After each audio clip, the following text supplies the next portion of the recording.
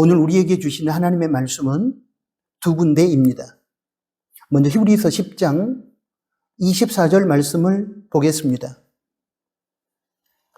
서로 돌아보아 사랑과 선행을 격려하며, 또 하나의 말씀은 데살로니가 전서 5장 14절 말씀입니다. 또 형제들아 너희를 권면하노니 게으른 자들을 권계하며 마음이 약한 자들을 격려하고 힘이 없는 자들을 붙들어주며 모든 사람에게 오래 참으라. 아멘. 방금 봉독한 두 군데 말씀을 중심으로 오늘은 격려의 미학이라는 제목하에 들려주시는 하나님의 말씀을 듣고 함께 나누는 시간을 갖도록 하겠습니다. 존 맥스웰과 짐 도넌이 쓴 위대한 영향력이라는 책이 있는데, 그 책은 사람을 양육할 때 격려의 중요성에 대해서 강조하고 있습니다. 거기 보면 이런 내용이 나옵니다. 수년 전 사람의 인내력을 측정하기 위한 실험이 있었다. 당시 심리학자들은 얼음이 담긴 양동이 속에서 사람이 맨발로 얼마나 오래 서서 버틸 수 있는지 실험했다. 그 결과 한 가지 요인이 작용하면 보통의 경우보다 2배나 오래 더 버틸 수 있다는 사실이 밝혀졌다. 그 요인은 바로 격려였다. 도움과 격려를 주는 사람과 함께한 실험 대상자는 그렇지 않는 실험 대상자보다 고통을 훨씬 더 오래 참을 수 있었다. 이처럼 여러분, 격려라고 하는 것은 격려를 받는 누군가의 마음에 희망을 주고 격려를 받는 누군가의 불가능한 삶을 가능하게 만들어주기도 하고 힘들고 어려운 역경까지도 견디고 극복하며 이길 수 있게 합니다. 지금 우리는 힘들고 어려운 시대를 살아가고 있습니다.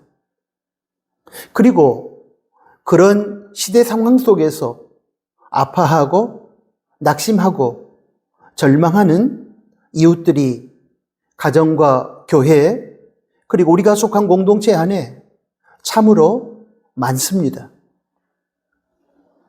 이럴 때 하나님께서 우리 그리스도인들에게 부탁하는 한마디 말씀이 있다면 바로 이것일 것입니다. 격려하라.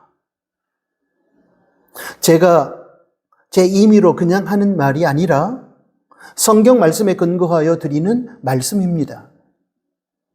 오늘 본문인 히브리서 10장 24절과 데살로니가 전서 5장 14절 말씀입니다. 다시 한번 제가 두 군데 말씀을 읽어보겠습니다. 먼저 히브리서 10장 24절 말씀입니다. 서로 돌아보아 사랑과 선행을 격려하며, 다음으로 데살로니가 전서 5장 14절 말씀입니다. 또 형제들아 너희를 권면하노니 게으른 자들을 권계하며 마음이 약한 자들을 격려하고 힘이 없는 자들을 붙들어주며 모든 사람에게 오래 참으라. 사랑하는 여러분, 그렇기 때문에 여러 가지 이유로 인해 마음이 약한 자들, 즉 아파하고 힘들어하고 낙심하고 절망하고 있는 연약한 누군가를 위해 우리 그리스도인들은 그 어느 때보다 격려의 마음과 격려의 말과 격려의 작은 선물을 서로 주고받으며 나누며 살아야 합니다. 왜냐하면 그것이 힘들고 어려운 세상에서 지치고 상처받고 아파하고 낙심하고 절망한 사람들을 치유하고 회복시키기 위한 하나님의 명령이요 하나님의 솔루션이기 때문입니다. 또한 선행을 행하며 사명의 길을 걷고 있는 사역자들을 비롯한 사명자들이 힘들고 어려운 사명의 길에서 지치거나 낙심하지 않고 사명을 감당할 수 있도록 그들의 선한 일을 격려해 주어야 합니다. 히브리서 10장 24절 쉬운 성경으로 보면 이렇게 기록되어 있습니다. 서로 돌아보고 사랑을 베풀며 선한 행동을 하도록 격려합시다.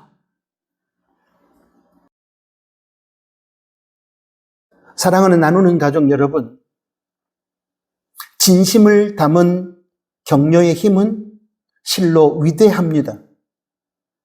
예수님의 포기하지 않는 관심과 지속적인 격려가 볼품없는 제자들을 죽음도 두려워하지 않고 열방에 복음을 전하는 사도로 변화시키지 않았습니까? 우리가 서로 격려하는 것도 긍정적인 영향력을 드러내지만 하나님의 격려는 연약하고 부족한 사람들을 위대한 능력의 사람으로 바꾸는 상상할 수 없는 에너지를 제공해 줍니다. 그래서 하나님은 우리에게 서로 격려하라고 말씀하시면서 또한 지금도 말씀으로 우리를 격려하고 계시는 것입니다. 하나님의 우리를 향한 격려의 메시지가 성경 도처에 수도 없이 기록되어 있는데 그 중에 몇 가지만 소개하겠습니다. 저는 불가능합니다 라고 하면 하나님은 누가복음 18장 27절에서 무릇 사람이 할 수 없는 것을 나 여호와는 할 수 있으니 너에게는 모든 것이 가능하다라고 격려하며 위로하십니다. 저는 너무 지쳤어요 라고 하면 하나님은 마태복음 11장 28절에서 수고하고 무거운 짐을 진 너를 내가 쉬게 하리라 라고 위로하며 격려하십니다. 아무도 나를 사랑하지 않아요 라고 하면 하나님은 요한복음 15장 9절에서 내가 너를 사랑하리니 너는 내 안에 거하라 라고 위로하십니다.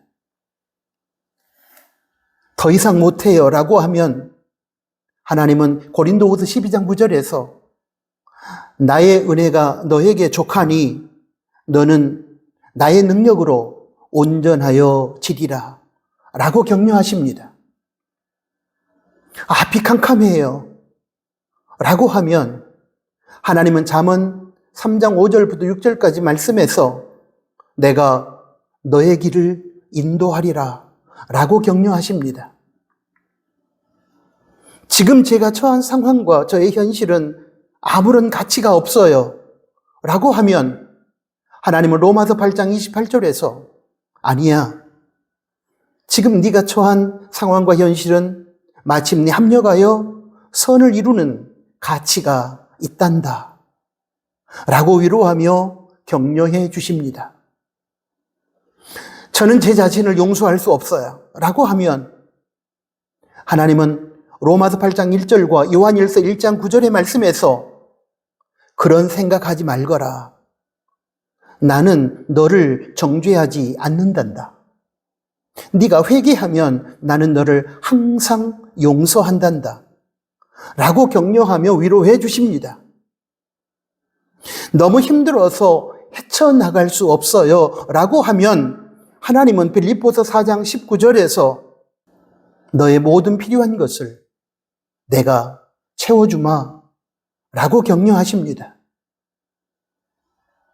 저는 항상 걱정이 많고 불안하고 좌절해요 라고 하면 하나님은 베드로전서 5장 7절에서 염려하지 말고 너의 염려를 다 내게 맡기거라. 그러면 내가 너를 돌봐주고 책임져 주리라 라고 격려하십니다. 세상을 살아갈 때 너무 힘들고 외로워요 라고 하면 하나님은 히브리서 13장 5절에서 내가 결코 너를 떠나지도 않고 버리지도 않으리라 라고 위로하고 격려해 주십니다. 저는 보잘것없고 아무것도 아니에요 라고 하면 하나님께서는 에베소서 2장 10절 말씀에서 너는 내가 직접 만든 바 나의 한편의 시이며 걸작품이란다 라고 위로하며 격려해 주십니다. 사랑하는 나누는 가족 여러분, 방금 제가 소개했듯이 하나님께서도 어려운 인생길을 걸어가면서 아파하고 낙심하고 절망한 사람들에게 이렇게 위로하며 격려하고 계시지 않습니까? 그렇다면 두말할 필요도 없이 우리 그리스도인들은 마땅히 서로 격려하며 살아야 하지 않겠습니까? 무엇보다도 하나님의 말씀을 통한 위로와 격려는 아픔과 낙심과 절망의 자리에서 신음하며 통곡하고 있는 누군가를 살려내고 치유하며 회복시키는 위대한 능력을 발할 것입니다.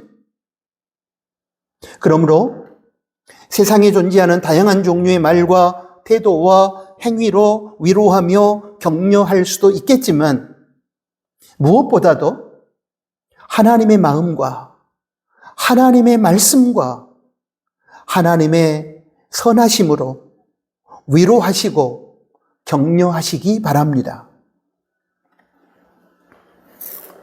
사랑하는 나누는 교우 여러분, 기억해 주시고 그리고 실천해 주십시오.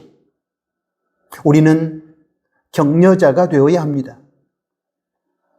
세상을 살아가다 보면 누구나 상처받고 아파하며 넘어져서 좌절할 때가 있습니다. 견디기 힘든 고통의 순간이 찾아오기도 하고 주체할 수 없는 슬픔에 짓눌려 숨조차 제대로 쉬지 못할 때가 있습니다. 그런데 이런 순간에 처했을 때 위로하며 격려해 주는 사람조차 없다면 우리는 정말 그대로 무너져 버릴지도 모릅니다. 지금처럼 한국교회가 어렵고 힘든 시기에 하나님 안에서 한 형제 자매가 된 우리가 서로의 어려움을 살피고 격려한다면 그 과정 속에 하나님의 능력이 나타나며 격려를 서로 주고받는 우리를 통해 하나님의 영광이 드러날 것입니다. 교회뿐만이 아닙니다. 가정도 마찬가지고 우리 사회 공동체도 마찬가지입니다. 모두가 다 힘든 시기를 살아가고 있기 때문에 우리는 서로를 향한 진심이 담긴 격려의 마음과 격려의 말을 전하고 나누어야만 합니다. 그래야 우리는 다시 일어설 수 있고 우리가 속한 공동체는 사람이 살 만한 따뜻한 공동체로 거듭날 것입니다. 20세기 후반 미국 최고의 설교자 가운데 한 사람으로 평가받고 있는 전 달라스 신학교 총장 척 스윈돌이라는 목사에 관한 이야기를 하나 말씀드리겠습니다. 서로가 서로를 위한 격려를 하는 중에 특별히 리더의 자리에서 아무도 모르는 고통을 겪으며 낙심과 절망 속에서 아파하고 있는 사람들이 있음을 기억하면서 그들을 위한 격려가 필요함을 얘기하고 싶어서입니다. 또한 5월 가정의 달을 마무리하는 마지막 주일에 가족을 부양하면서 아무도 모르는 눈물을 흘리고 있는 이 땅의 아버지와 어머니, 그리고 소년, 소녀 가정, 그리고 가족의 생계라는 무거운 짐을 홀로 짊어지고 가는 누군가를 위한 격려가 필요함을 전해드리고 싶어서입니다. 척 스윈돌 목사는 위대한 목회자로 인정받고 있지만 젊은 시절에 목회할 때 2군데 이상의 교회에서 인정받지 못하고 옮겨 다녔던 가슴 아픈 추억이 있었습니다. 어떤 한 교회에서는 설교를 잘하지 못한다고 쫓겨났고 그러다가 남캘리포니아 플러톤의 에반젤리컬 프리 교회에서 20년이 넘게 목회하면서 미국 최고의 설교자로 성장할 수 있는 기반을 마련하게 됩니다. 그 교회 교인들은 척수인돌 목사의 설교 은사를 존중해 주었고 그를 보호해 주고 충성스럽게 그의 리더십을 따라 주었습니다. 그 교회에서 은퇴할 때 척수인돌 목사는 눈물을 흘리면서 이렇게 고백했습니다. 저의 생애에 가장 큰 복은 좋은 교인들, 좋은 팔로워들을 만난 것입니다. 그 교회 교인들 가운데 한 사람은 척수인돌 목사에 관한 일화를 하나 소개했는데 이런 내용이었습니다. 한 번은 설교가 너무 감동적이어서 목사님을 쫓아가서 그 얘기를 했더니 뜻밖의 목사님께서 눈에 눈물을 글썽이면서 이렇게 말했습니다. 누군가 제게 그런 얘기를 해준 지 정말 오래되었습니다. 고맙습니다. 정말 고맙습니다. 그때 저는 이런 유명한 설교자도 참으로 따뜻한 격려가 필요하다는 사실을 다시금 깨달았습니다. 제가 이런 얘기를 여러분에게 전하는 것은 공동체 리더에게 아부하라는 뜻이 아닙니다. 우리가 겉으로 보기에 유명하고 강해 보이는 리더들도 한없이 외롭고 연약함 가운데 있을 수 있다는 사실을 여러분에게 말씀드리고자 함입니다. 그러기에 리더는 팔로워, 공동체 구성원들의 따뜻한 격려와 성실한 순종을 필요로 하는 것입니다. 교회 안의 영적 지도자들, 가정의 부모님과 가족의 생계를 책임지고 있는 자녀들, 모두 다 팔로워의 진심 어린 격려를 필요로 합니다. 굳이 리더와 팔로워를 구분할 필요는 없을 것입니다. 모든 인간은 누구든지 위로와 격려와 인정과 칭찬을 필요로 하기 때문입니다. 리더와 팔로워를 물어나고 특별히 사역의 길을 걸으며 사명을 감당하고 있는 사람들에게는 격려가 꼭 필요합니다. 사명의 길에서 외롭고 힘들고 고통스럽기 때문입니다. 교회 안의 사역자들, 공동체 안에서 생계를 책임지고 또 힘들고 어려운 직책을 감당하고 있는 사람들에게는 특별히 더 큰 위로와 격려가 필요합니다. 왜냐하면 앞장서서 힘들고 어려운 일을 감당하는 그 길에서 훨씬 더 상처받기가 쉽고 지치기 쉽고 낙심하기 쉽고 좌절할 가능성이 더욱 높고 크기 때문입니다. 그런데 어떤 일을 행한 당사자가 자신을 격려해주고 인정해주고 칭찬해달라고 요구하는 것은 바람직하지 않습니다. 이런 경우에는 그는 자신이 당연히 할 일을 했을 뿐이라고 생각하면 될 일입니다. 그러나 그렇다고 해서 누군가의 희생과 봉사와 섬김으로 도움을 받은 상대방은 결코 이것을 그냥 지나치면 안 되는 것입니다. 자신이 받은 모든 도움에 대하여 당연한 것으로 여기고 그냥 묻어버리면 안 된다는 것입니다. 고마움을 표현할 수 있어야 하고 섬겨준 그 사람의 수고를 인정해주고 칭찬해줄 수 있어야 하고 때로는 위로와 격려도 할 수 있어야 합니다.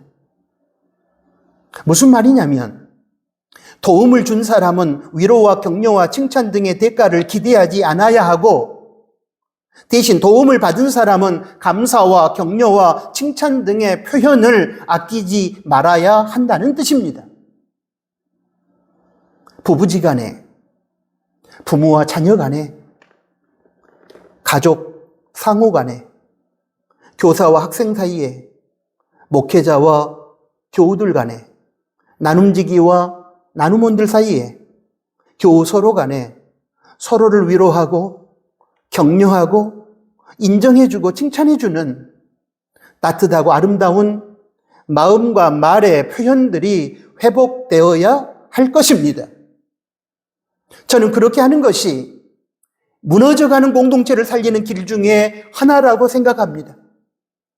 그렇게 함으로 우리는 천국 공동체를 우리가 속한 공동체 안에서 경험하고 누리며 살 수 있을 것입니다. 여러분, 늦가을이 되면 철새인 기러기가 편대를 이루고 가을 하늘을 날아가는 것을 종종 보셨을 것입니다. 이때 기러기 편대는 영어 V자를 이루고 긴 여행길에 나섭니다. 그런데 목적지를 향해 날아가는 도중에 앞장서서 날아가는 기러기를 위해 뒤따라오는 기러기들이 박자를 맞추어 콩콩 하고 울어댄다고 합니다. 그 이유는 자기들이 뒤에서 처지지 않고 잘 따라가고 있으니 걱정하지 말라고 신호를 보내주므로 앞에서 이끄는 기러기가 지치지 않도록 하기 위함이라고 합니다. 앞에서 자신들을 이끌어주며 수고하는 기러기가 지치지 않도록 위로해주고 격려해주는 그들만의 방식인 것입니다.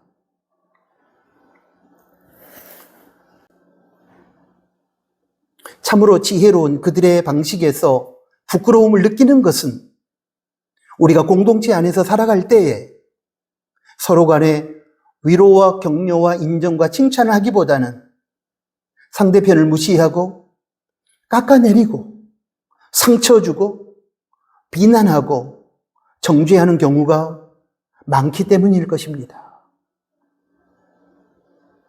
앞만 보면 날아가는 외롭고 힘든 선두 기러기, 제일 앞에 위치해 날아가기 때문에 가장 혹독한 바람의 저항과 싸우면서 전진해야만 하는 그 기러기에게 있어서 뒤를 따라오는 많은 기러기들의 콩콩 대는 그 위로와 격려의 소리는 새 힘을 얻게 하는 시원한 청량제임에 틀림이 없을 것입니다. 사랑하는 교회 여러분, 오늘 우리는 어떻습니까? 앞에서 우리를 이끌고 섬기는 분들을 위해 위로하고 격려하는 사람들입니까?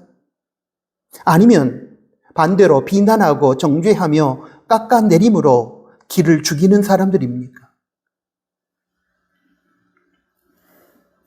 영어로 격려라는 단어는 여러분 잘 아시겠지만 encouragement입니다. 이 단어를 자세히 살펴보면 한가운데 용기라는 courage가 들어 있습니다. 이것은 격려라고 하는 것은 우리 안에 용기를 불어 넣어주는 것임을 의미합니다. 낙심하고 절망한 누군가에게 일어설 수 있는 힘과 용기를 불어 넣어주는 것이 격려임을 우리에게 그 단어는 가르쳐주는 것입니다. 대부분의 많은 사람들이 확신에 찬 삶을 살지 못한 채 오늘도 패배의식에 젖어 의기소침한 삶을 살아가고 있습니다. 무슨 일을 할 때마다 자신감을 잃어버리고 낙심할 때가 많습니다. 놀라운 사실은 우리가 일반적으로 탁월하다고 생각하는 사람들 중에 의외로 열등의식에 사로잡힌 사람들이 많다는 것입니다. 그러므로 이런 차원에서 접근해 보면 격려는 실은 우리 모두에게 필요한 것이 분명합니다.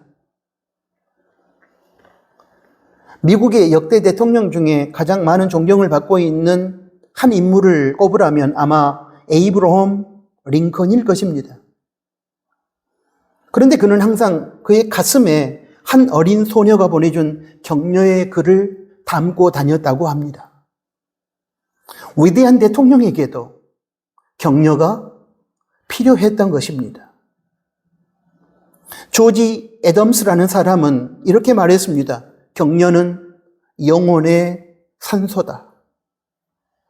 유리잔에 담겨진 촛불을 켜보십시오. 촛불이 계속 탈 수 있도록 도와주는 것이 산소입니다. 그래서 유리잔의 뚜껑을 닫는 순간 촛불은 꺼지고 맙니다. 산소 공급이 차단되었기 때문이지요. 우리 내면에도 여러분 불꽃이 있습니다. 이 불꽃이 계속해서 타오르도록 만들어주는 것은 산소와 같은 역할을 하는 격려입니다. 인생이 힘들고 지칠 때, 그리고 피곤이 엄습해 올 때, 우리 내면의 불꽃은 시들거나 희미해집니다. 바로 이때 필요한 것이 격려라고 하는 것입니다. 격려는 우리 내면의 희망의 불꽃이 꺼지지 않도록 도와주는 기름과 같은 역할을 합니다. 우리는 격려를 받을 때 아픔과 절망의 자리를 떨쳐버리고 일어나서 웃을 수 있게 됩니다.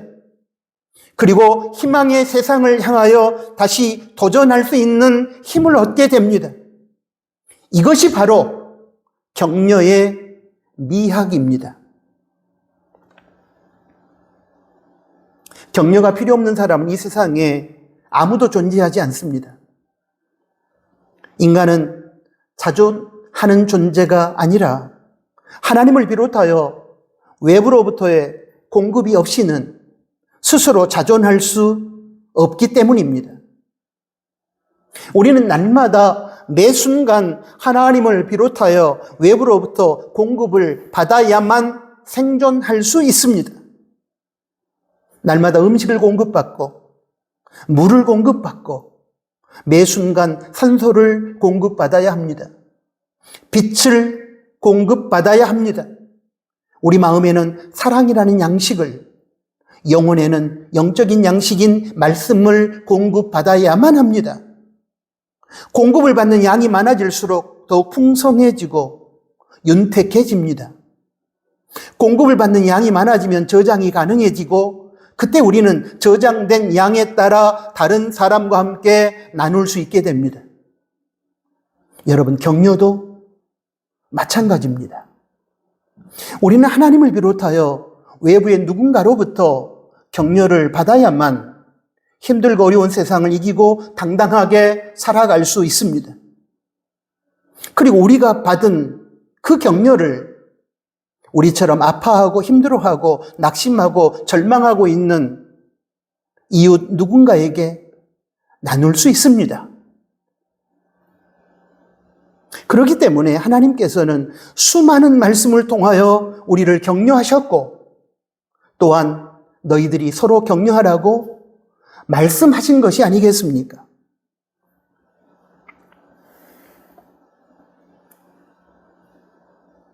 격려를 한다는 것은 한마디로 응원해 주는 것을 뜻합니다. 열심히 뛰고 있을 때, 쓰러지려고 할 때에 힘찬 박수를 보내주는 것이 응원입니다. 따뜻한 말 한마디, 격려의 편지와 카드 한 장, 댓글 하나, 작은 선물이 주는 힘이 얼마나 큰지 우리는 잘 알고 있습니다. 그러므로 우리는 히브리서 10장 24절의 말씀처럼 우리 서로 돌아보아 사랑과 선행을 격려해야 하는 것입니다. 그리고 우리가 가장 어려웠을 때 받았던 격려의 말과 편지 선물을 기억하고 있다가 역경을 통과하고 있는 힘들어하는 이웃 누군가에게 전해주고 나누어 주어야 합니다. 그것이 바로 서로 격려하라고 하셨던 하나님 말씀의 참된 의미일 것입니다. 리더십의 대가로 꼽히는 존 맥스웰 목사는 격려를 받은 사람은 불가능에 도전하고 커다란 역경을 극복할 수 있다고 말했습니다. 그리고 앞에서 제가 소개한 격려는 영혼의 산소라는 말을 했던 조지 애덤스는 누군가의 인생이든 절정기가 있기 마련이고 그 절정기의 대부분은 누군가의 격려를 통해 찾아온다고 말했습니다. 그런가 하면 독일의 철학자이자 시인인 괴테는 지적도 중요하지만 지적 뒤의 격려는 소나기 뒤에 햇빛과 같다고 말했습니다.